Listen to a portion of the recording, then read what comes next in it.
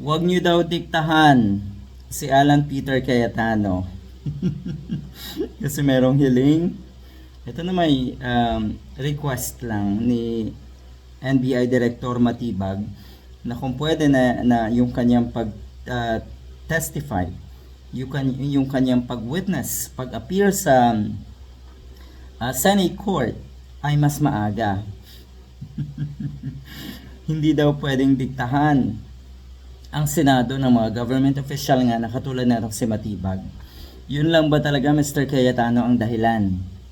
Kasi kung yun lang na yung rule na naman ng Senado ang iyong ipinaglalaban, tama naman. Tama naman.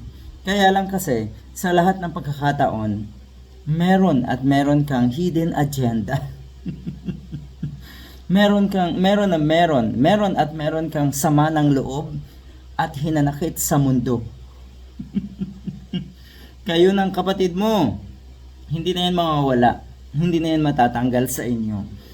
Yaan ang pinaka tumatak sa mga kababayan natin. Yung pagiging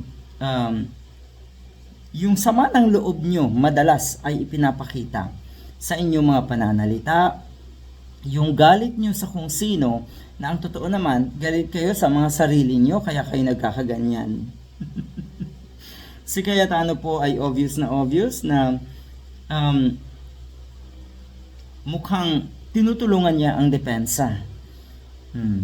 Kahit sino naman siguro ay makakapansin yan.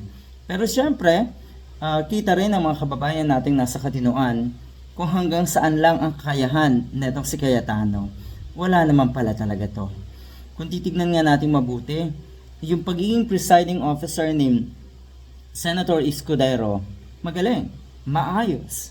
Hindi ko ma-imagine kung ang naging presiding officer ay etong si Cayetano.